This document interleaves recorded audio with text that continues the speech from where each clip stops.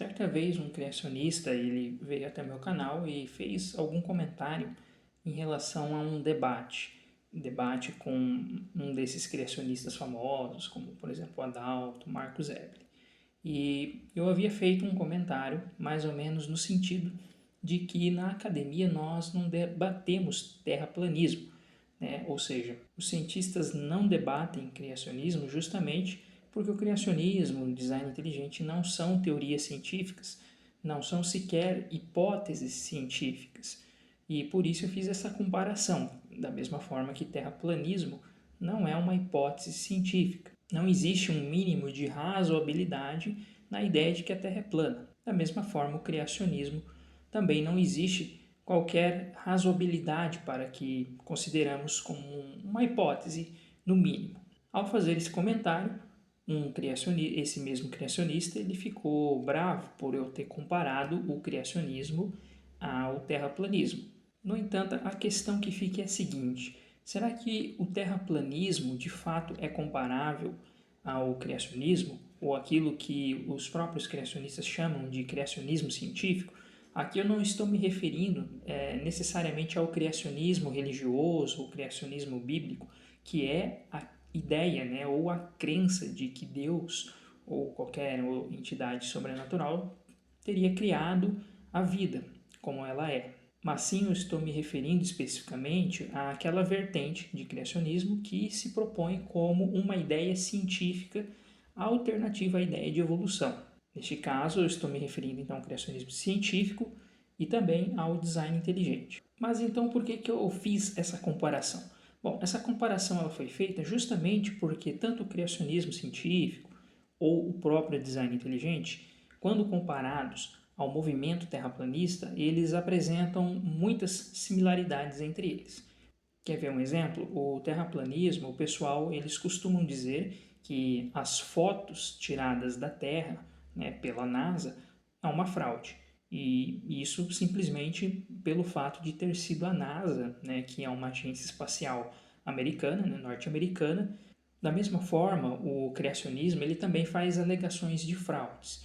Né? Ele costuma dizer que os fósseis que geralmente se encontram, que mostram transições entre grandes grupos, também são fraudes ou são interpretações equivocadas, o que é completamente errado. De fato, existiram algumas fraudes na história da paleontologia com relação a alguns fósseis. No entanto, o que os criacionistas fazem muitas vezes é pegar esses casos que de fato foram fraudes, que na verdade eram casos que nem representavam tanta significância assim para a evolução. Um dos exemplos mais famosos é o caso do homem de Piltdown, que se achou um fragmento, um pedaço de crânio de um ser humano e se juntou com uma mandíbula de orangotango, se eu não me engano, de forma artificial, e os cientistas que haviam alegado esta descoberta, depois de muitos anos é que foi descoberto que eles haviam feito esta fraude. Eu poderia citar outros casos também, né, de fraudes ou de interpretações errôneas.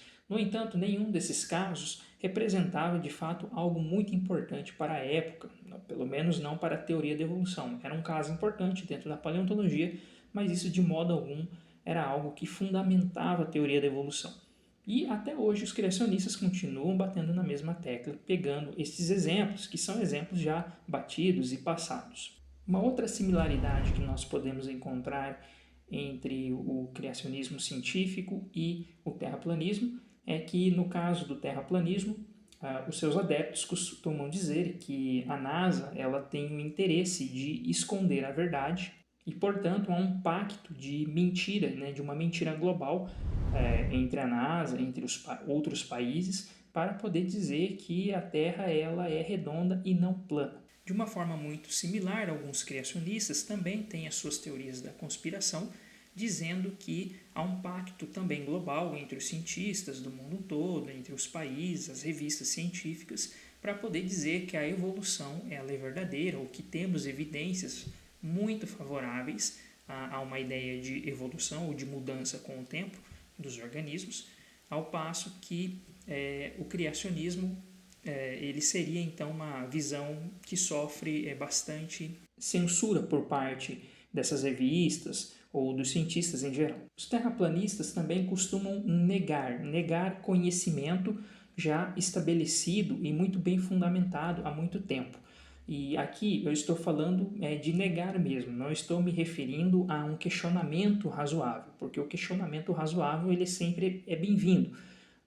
Nós temos exemplos na história da ciência, como da própria física, em que chegou-se a afirmar alguns cientistas do passado que não havia mais nada para ser descoberto na física, né? O que hoje se demonstra um completo absurdo. Eu não estou falando a respeito do questionamento da ciência, que é algo saudável. Isso é super saudável e deve sempre acontecer, inclusive com todo tipo de ideia e de teoria científica. Estou me referindo simplesmente o ato de negar fatos, né, que já são muito bem conhecidos. Por exemplo, os terraplanistas negam a existência da gravidade. Da mesma forma, os criacionistas científicos, né, entre aspas, eles também negam uma série de fatos conhecidos da evolução das espécies. Por exemplo, eles negam a existência de fósseis que mostram aspectos transicionais entre grupos. Por exemplo, eles negam os fósseis de transição que mostram a mudança de um ambiente aquático, de um animal parecido com um peixe pulmonado,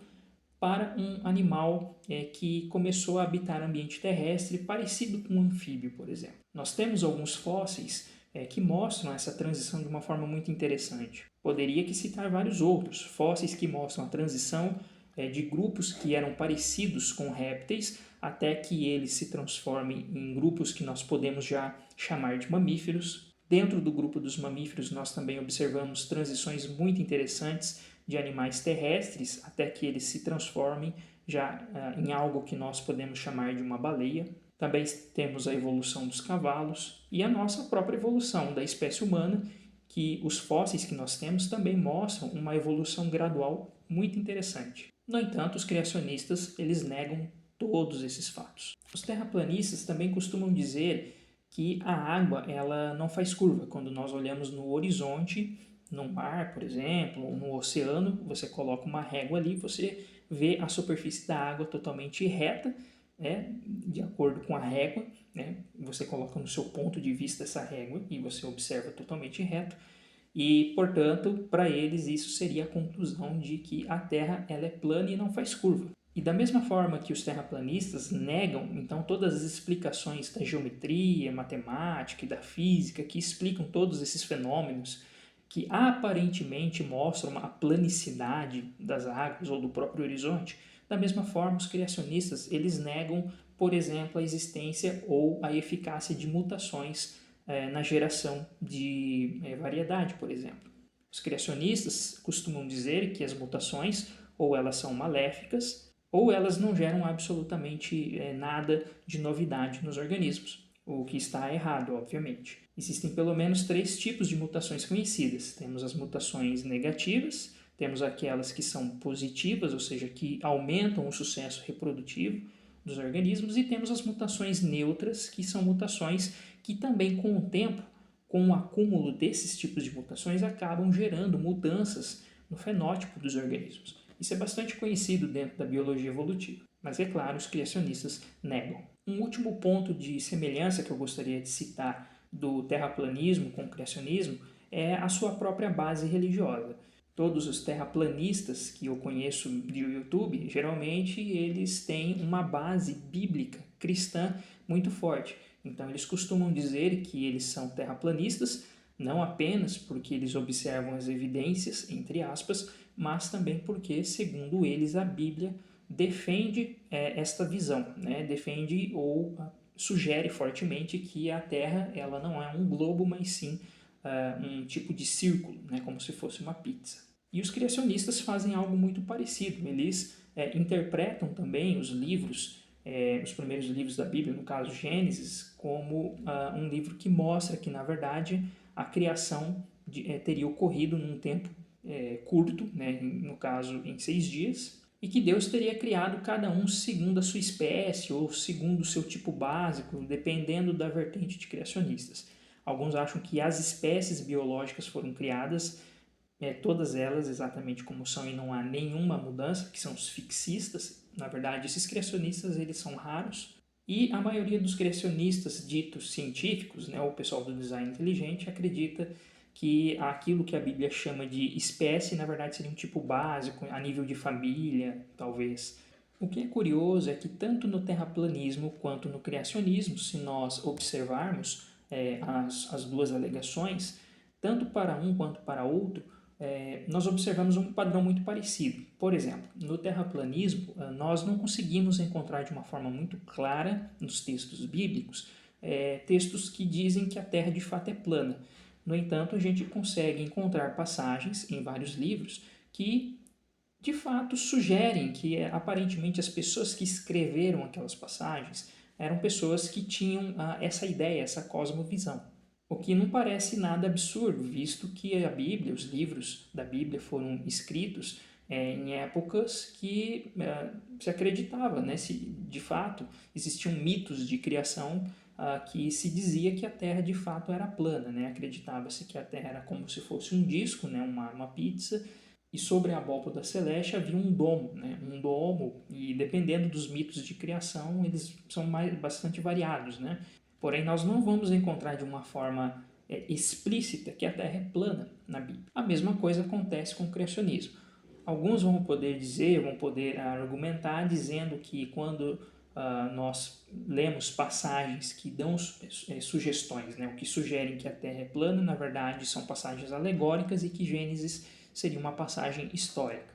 No entanto, isso parece muito mais um tipo de interpretação que é feita de uma forma conveniente em momentos distintos. Então, quando convém interpretar como uma passagem alegórica, ela é interpretada assim, quando não convém, ela não é interpretada desta forma. Ou seja, no final das contas, o que nós temos nos dois casos é que, tanto para o terraplanista quanto para o criacionista, há um embasamento religioso. Então, as pessoas que defendem essas ideias, eles defendem alegadamente com bases religiosas e também alegam ter bases científicas para isso. No entanto, percebe-se uma grande semelhança quando observamos que, na verdade, a base religiosa ela é muito mais forte para sustentar a crença de algumas dessas pessoas. Inclusive, muitas delas já afirmaram isso e dizem que é assim mesmo.